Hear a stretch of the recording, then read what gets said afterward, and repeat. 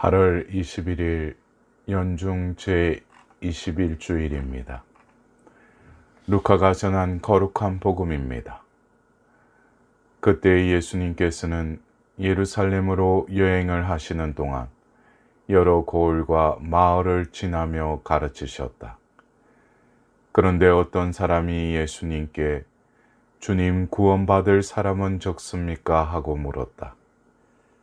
예수님께서 그들에게 이르셨다. 너희는 좁은 문으로 들어가도록 힘쓰라. 내가 너희에게 말한다. 많은 사람이 그곳으로 들어가려고 하겠지만 들어가지 못할 것이다. 집주인이 일어나 문을 닫아버리면 너희가 밖에 서서 주님 문을 열어주십시오 하며 문을 두드리기 시작하여도 그는 너희가 어디에서 온 사람들인지 나는 모른다 하고 대답할 것이다. 그러면 너희는 이렇게 말하기 시작할 것이다.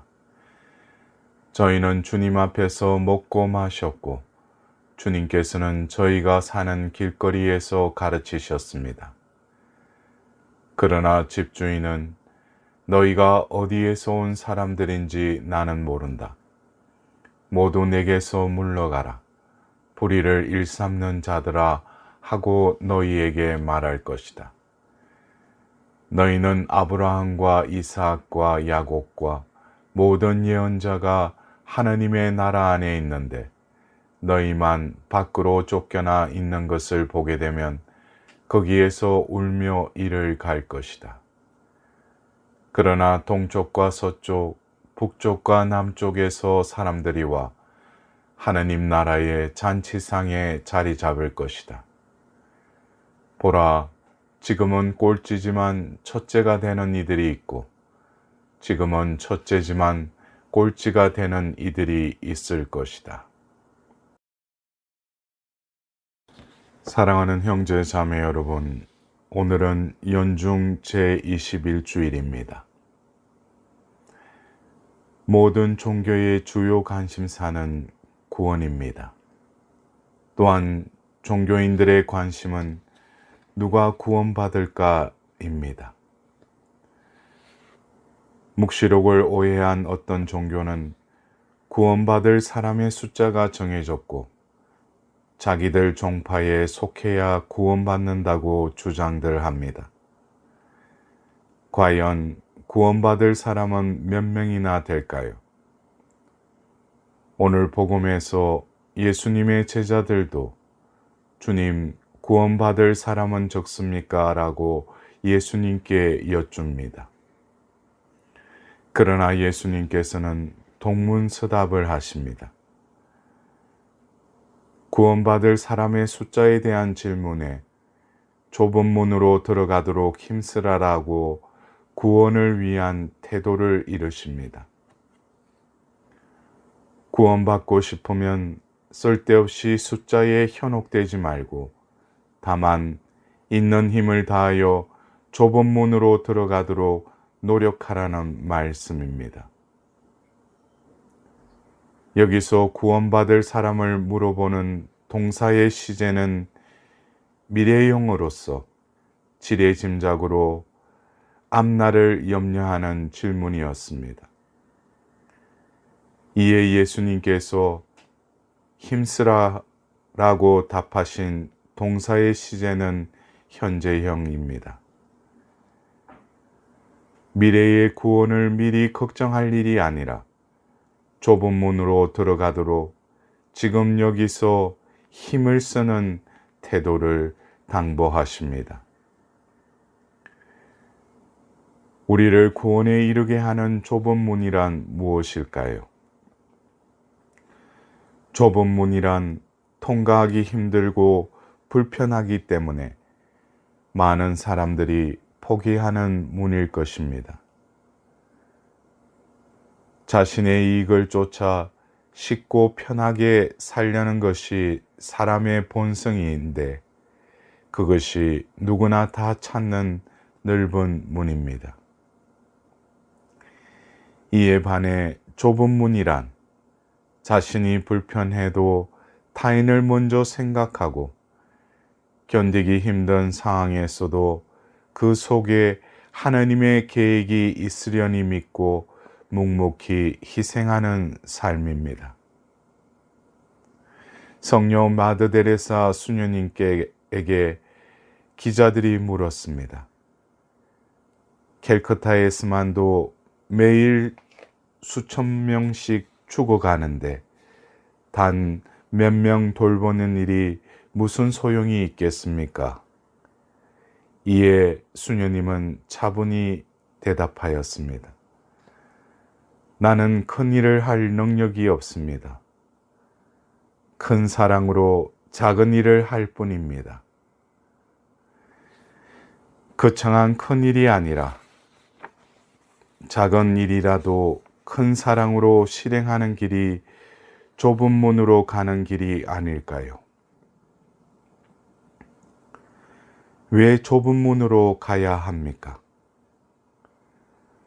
어떤 과학자가 하루는 나비가 번데기에서 나비로 변화되는 것을 관찰하였습니다. 나비가 고치를 뚫고 나오는데 그 구멍이 바늘 구멍만큼 작았기 때문에 무척 힘들어 보였다고 합니다. 그래서 가위로 구멍을 넓혀 주었습니다. 그랬더니 나오기는 잘 나왔는데 문제는 날지 못했다는 것입니다. 그 이유를 알아보니 작은 구멍으로 나오려고 안간힘을 쓰면서 나비가 날개에 힘을 얻는 반면에 구멍을 넓혀 힘든 과정을 없애주니 날개가 힘을 얻지 못해서 나비는 날지 못했다고 합니다. 나비가 좁은 구멍을 애초롭게 통과하며 날개에 힘을 얻듯 우리가 희생과 봉사에 힘들고 좁은 문을 거칠 때 하느님 나라로 향할 기운을 얻기에 주님께서 좁은 문으로 가라고 이러신 것입니다. 하느님께서는 우리의 아버지라고 하지만 우리의 삶에는 가난이나 질병 혹은 여러 가지 시련이 이어집니다. 우리를 사랑하시고 전능하신 하느님께서 왜 고통을 받게 하실까요? 어쩌면 좁아서 힘들고 고통스러워 보이는 이 고난을 통과하면서 우리가 구원에 들어갈 수 있기 때문이 아니겠습니까? 오늘 제2독서에서도 주님께서는 사랑하시는 이를 훈육하시고 이들로 인정하시는 모든 일을 채찍질 하신다라고 말씀하십니다.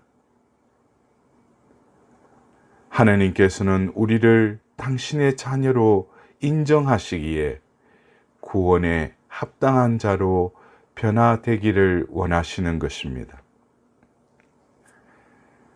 세상에는 공짜가 없습니다. 아무런 희생 없이 자기 편한 것만 찾으며 갈 수 있는 구원의 길은 없습니다. 많은 사람이 구원을 바라면서도 자기 희생은 외면합니다. 사람에게 본능적으로 쉽고 편하고자 하는 마음이 있기 때문입니다. 다들 편하게 살자고 말합니다. 신앙생활도 편하게 하고 싶어 합니다. 그래서 많은 사람들이 좁은 문을 외면하고 큰 문을 지나 넓은 길로 가기를 원합니다. 어떤 사람은 좁은 문을 막 들어섰다가 도중 하차합니다. 또 좁은 문 앞까지 와서 기웃거리다 편한 길로 발길을 돌립니다. 그러나 생명을 얻는 넓은 문은 없습니다. 생명을 얻는 문은 오직 좁은 문이라고 주님께서 일러주십니다. 좁은 문으로 들어가려면 어떻게 해야 할까요? 좁은 문은 먼저 고개를 숙여야 들어갑니다. 자기 주장만 내세우던 뻣뻣한 고개를 깊이 숙이고 남의 입장을 받아들여야 좁은 문을 통과하게 됩니다. 또한 좁은 문으로 들어가려면 버려야 합니다. 잔뜩 움켜진 인생의 짐과 욕망과 상처를 내려놓고 주님 앞에서 작아질 때 좁은 문을 통과할 수 있습니다. 좁은 문, 험한 길을 가려면 또한 가벼워야 합니다. 과거의 미련이나 복잡한 미래 구상으로 어깨가 질눈이는 무거운 짐을 끌고서 가다가 지쳐버릴 수 있기에 모든 짐을 주님 앞에 내려놓고 훌훌 빈손의 자유로 가는 길이 좁은 문으로 가는 길입니다. 결코 쉽지 않는 길, 편하지 않는 좁은 문 앞에서 머뭇거리는 이들에게 예수님께서는 결단의 절박성을 강조하십니다.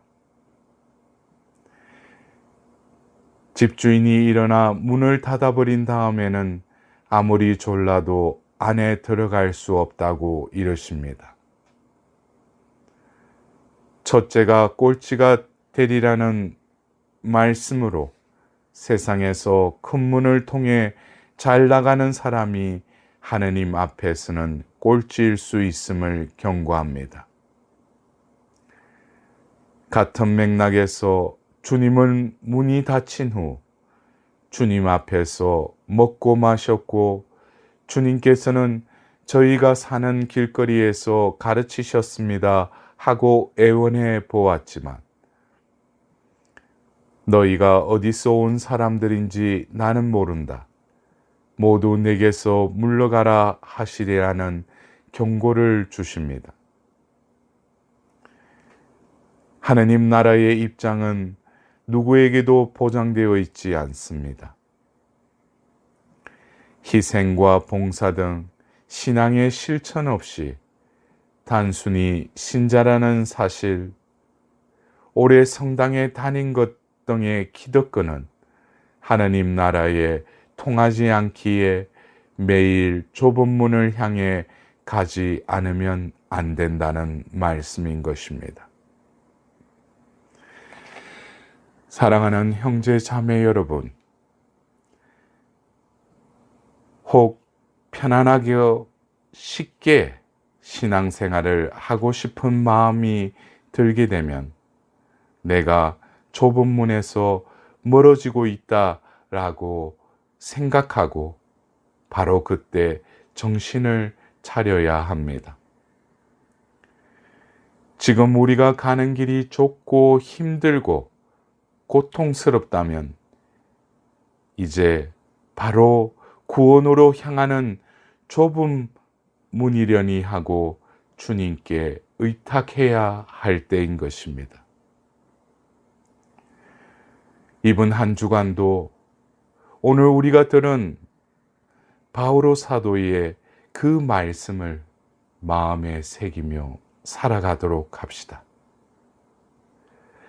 그러므로 맥 풀린 손과 힘 빠진 무릎을 바로 세워 바른 길을 달려가십시오.